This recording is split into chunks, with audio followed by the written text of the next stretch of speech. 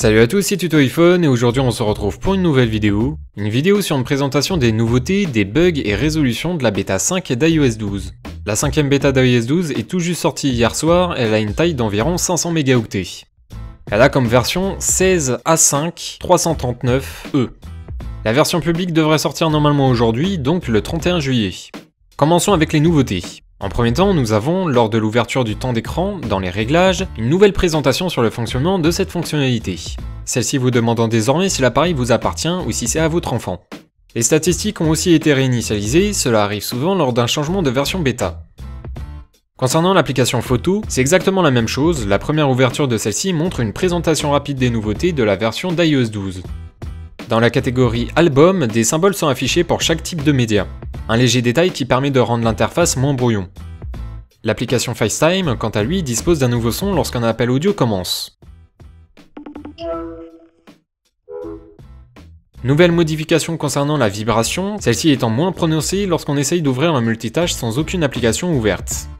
Légère modification visuelle cette fois-ci, si nous allons sur l'interface de déverrouillage de l'appareil par code, l'effet visuel lors d'un appui d'une touche est beaucoup moins net, ou inversement selon le fond d'écran que nous avons. Cela peut être un avantage en termes de sécurité, ou un désavantage si on souhaite avoir une confirmation lors de son appui. Est-ce un bug ou une nouveauté d'Apple? À vous d'en juger en commentaire, personnellement je me baserai plus sur une nouveauté visuelle.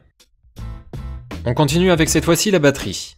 Dans les réglages puis dans batterie, nous étions jusqu'à cette version en bêta sur l'état de la batterie. Celle-ci n'ayant plus l'information, nous pouvons conclure que la bêta de cette fonctionnalité est désormais terminée et que les informations affichées sont désormais sûres. Cela reste tout de même à voir quand la version finale d'iOS 12 sortira en septembre. Allons maintenant dans l'application musique. Ce n'est pas une réelle nouveauté de cette version bêta, mais nous avons dans la catégorie recherche une bulle d'information mettant en valeur la fonctionnalité de recherche d'une musique par le biais de paroles. Ensuite, dans le centre de notification, si nous appuyons fermement sur la croix d'une notification pour les effacer, l'écriture est plus petite. Pour les appareils ayant 3D Touch, l'écriture est plus prononcée lors d'un appui sur une application.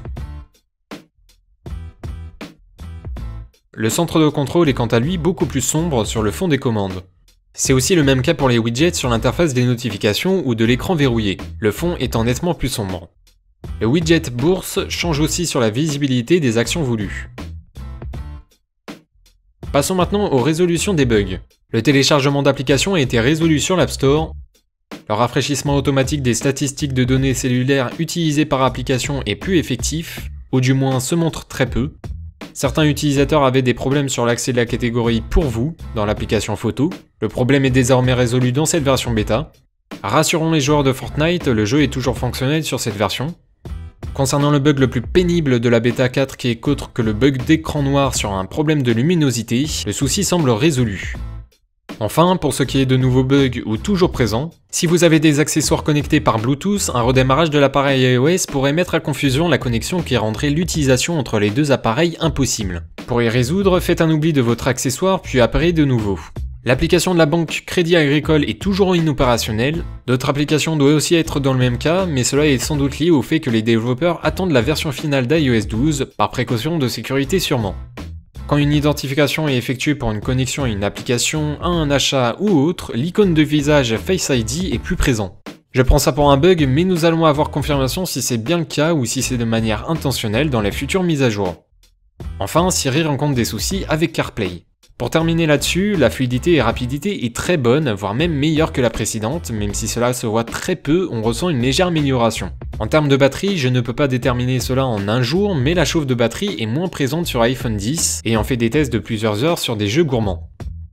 Et voilà, c'était Tuto iPhone, la vidéo touche à sa fin. N'hésitez pas à commenter si vous rencontrez de nouveaux problèmes ou si vous avez des questions ou des suggestions. N'hésitez pas non plus à partager ou liker la vidéo si elle vous a plu. Je vous laisse, c'était Tuto iPhone, à la prochaine, salut salut!